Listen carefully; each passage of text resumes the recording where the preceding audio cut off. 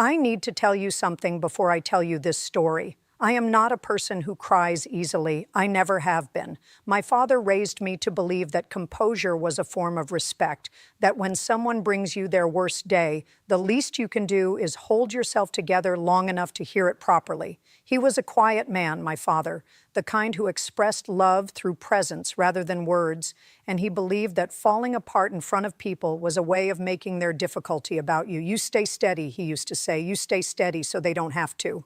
My mother used to say that I came out of the womb with my jaw set. My law school professor told me in my second year that I had the best poker face he had ever seen on a student and that I should either become a judge or a card player. I chose the bench. I think he would have preferred the other option. He was, by his own admission, a man who enjoyed a good hand of cards more than he probably should have. In 40 years on the bench, I have heard things that would take the floor out from under most people. I have heard confessions delivered in a flat, factual voice that made them more disturbing, not less. I have heard grief so raw it filled the room like smoke and you could feel it pressing against the walls. I have heard parents describe losing children and children describe losing parents. I have listened to testimony about things human beings do to each other that I would give a great deal to be able to forget, and that I have not forgotten, and that I carry the way you carry things when there is no other option. I have been threatened, insulted, manipulated, lied to directly to my face by people who looked me in the eye while they did it. I have watched defendants crumble and witnesses break and attorneys lose their composure in ways that ended careers. I did not cry, not once, not in 40 years. Until the morning of April 3rd. I want to be precise about what happened because precision matters to me and because this story deserves it. I did not tear up. I did not feel my eyes get wet and manage to blink it away before anyone noticed. I sat on that bench in front of a full courtroom with my clerk at her desk and the court officer by the door and a gallery that was perhaps half full with people waiting for their own cases to be called, and I wept, openly, for almost a full minute, without being able to stop it, and without, after the first few seconds, trying very hard to. The case that caused it was filed as a small claims dispute. The plaintiff was a woman named Evelyn Marsh. She was 73 years old. She was suing for $420. That number will mean something to you by the end. I promise you that. I had seen Evelyn Marsh's name on my docket that morning and had not thought much of it. Small claims, $420. Dispute with a neighbor over a fence repair. My clerk had summarized it in 2 sentences, and I had moved on to the next file. When she walked into my courtroom, I looked up. She was small.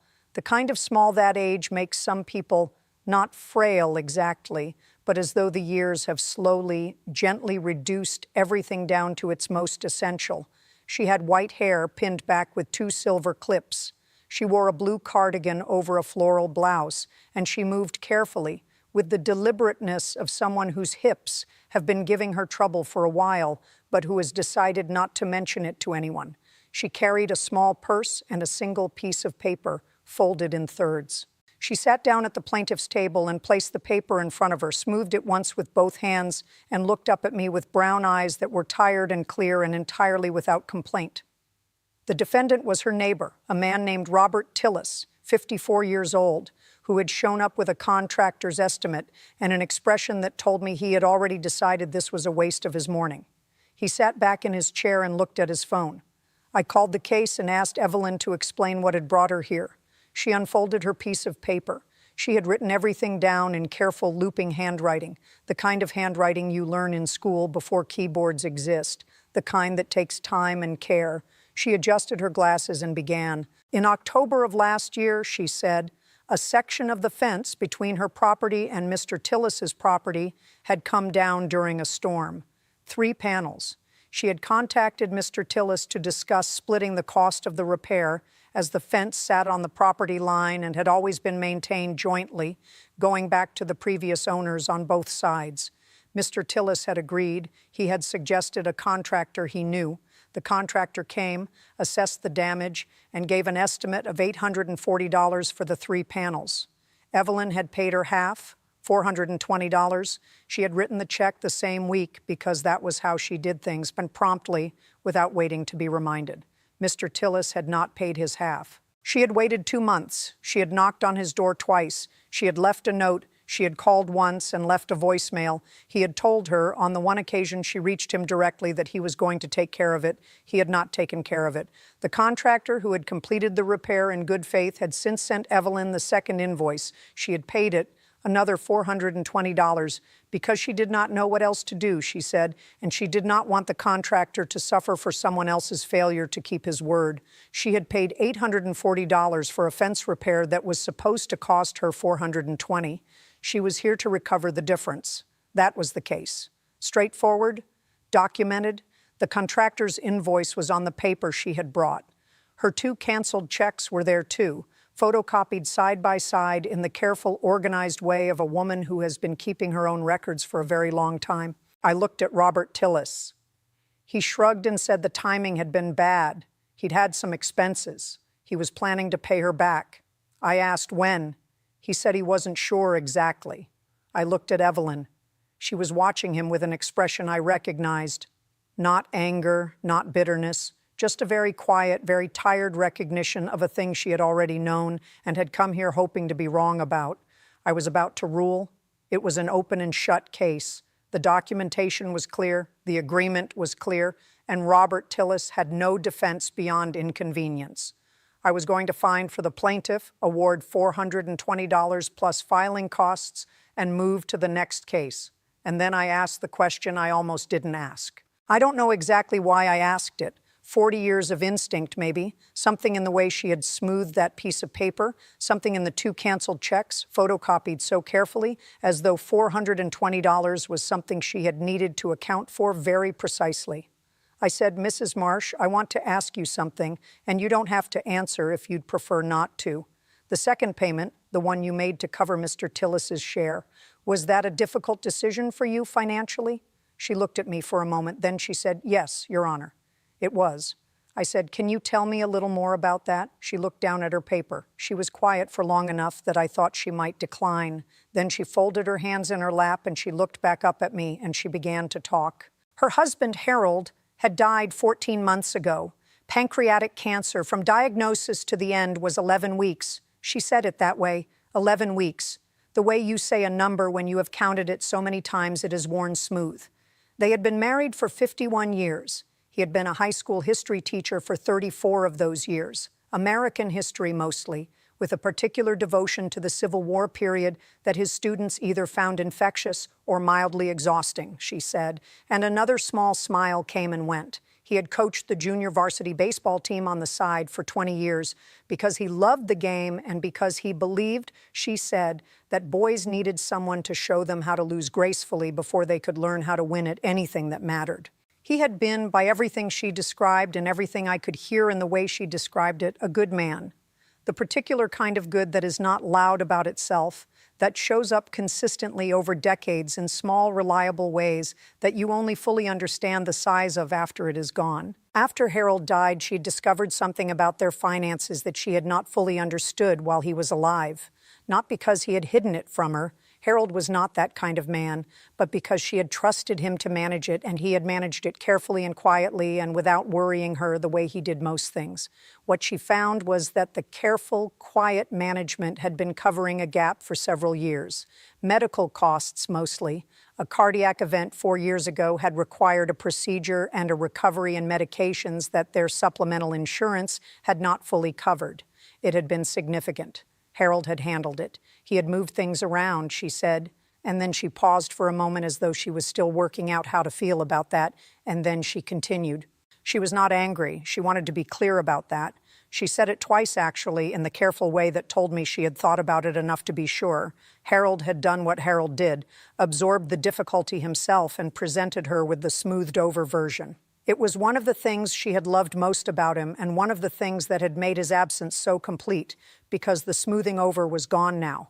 The difficulties were hers to see plainly, and she was seeing them.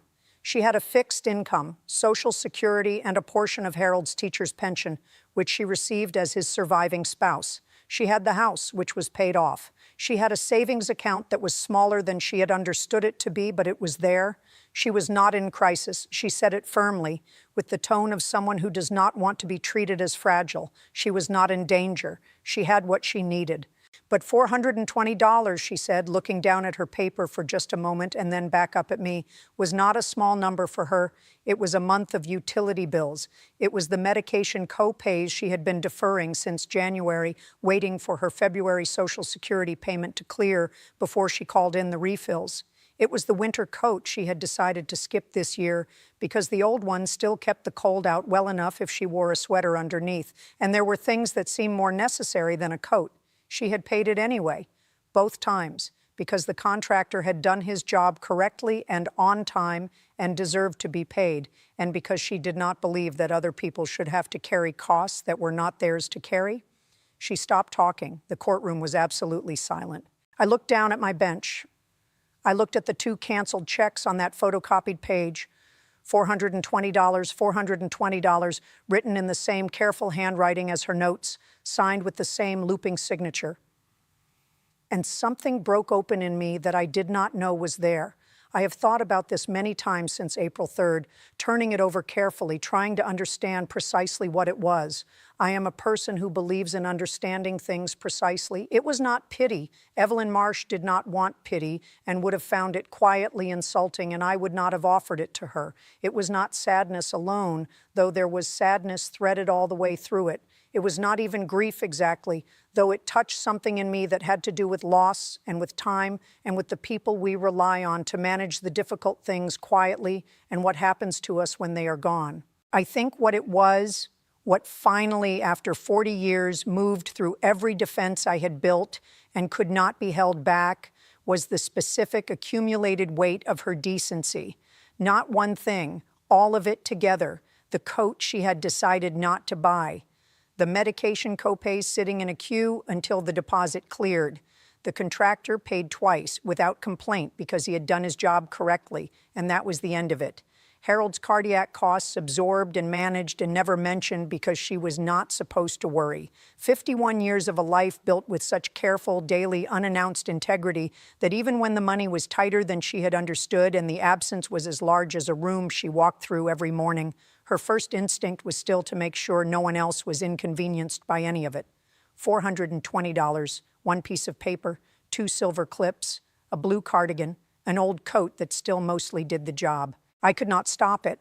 I pressed my lips together and I looked down at my papers and I took a breath, and then a tear went down my face and then another one, and I was aware, with some distant part of my mind that was still functioning professionally, that a full courtroom was watching this happen, and I could not do anything about it. The room went absolutely still. I mean that completely. No shuffling, no whispering, no phones, nothing. My clerk looked up from her desk and then looked carefully at her desk again. The court officer by the door stood a little straighter and did not move. The people in the gallery who had come in with their own cases and their own worries and had been half paying attention were now paying full attention in the particular hushed way you pay attention when you witness something you did not expect and are not entirely sure what to do with. Robert Tillis was staring at the surface of the table in front of him. He was not looking at his phone. I noticed that. Evelyn Marsh looked at me with those clear brown eyes, and she did not say anything at all. She just sat with her hands folded and she waited. She was, I thought, a person who had become very practiced at waiting quietly for things to resolve themselves. After nearly a full minute, they did. I straightened my papers. I took a slow breath. I looked up. I found in favor of Evelyn Marsh. $420 plus her filing costs. I looked at Robert Tillis and I told him that the judgment would be paid within 30 days or it would be referred for collection with interest.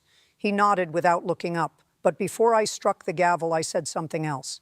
I said that I had been on this bench for 40 years, that in that time I had presided over cases involving large sums of money and small ones, over disputes between corporations and disputes between neighbors, over matters of great legal complexity and matters as straightforward as this one.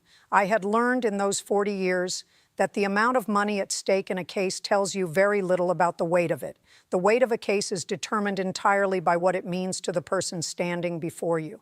I said that $420 was, to Evelyn Marsh, a winter coat, a month of medication, something she had paid twice because she believed that people who do their jobs deserve to be paid, even when the person who was supposed to share the cost had decided that inconvenience was a sufficient excuse. I said that the word I kept coming back to, sitting on this bench listening to her, was decency, that it was an old-fashioned word, and that some people thought it was a small word, a quiet word, a word for people who didn't push hard enough or demand enough or take up enough space. I did not believe that. I believed it was one of the most demanding things a person could practice, the daily, unwitnessed choice to do what was right and pay what was owed and keep your word and not make other people carry costs that belonged to you, even when you were tired and the coat was old and the January deposit hadn't cleared yet. I said that Harold Marsh had spent 34 years teaching history to teenagers and coaching them to lose gracefully, that the evidence of who he was had come back to this courtroom in the person of his wife, who had driven herself here alone at 73 years old with one piece of paper to recover $420 that she was simply, plainly owed.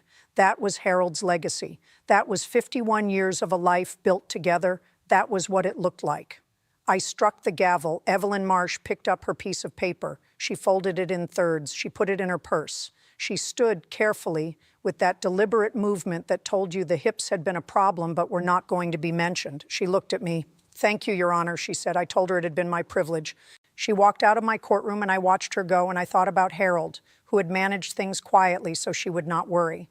I thought about the 11 weeks. I thought about 51 years and what it leaves behind when it ends, not in the dramatic ways, not in the obvious ways, but in the daily arithmetic of a life that was built for two and now has to be carried by one. The smoothing over gone, the difficulties visible, the coat that used to be a small thing now requiring a calculation. I walked back to my chambers after the morning session and sat at my desk without doing anything for a while. My clerk knocked once, brought me water, and left without asking questions. She has been with me for 23 years. She knows when to ask and when not to. I thought about Harold coaching 20 years of junior varsity baseball and what he believed about losing gracefully.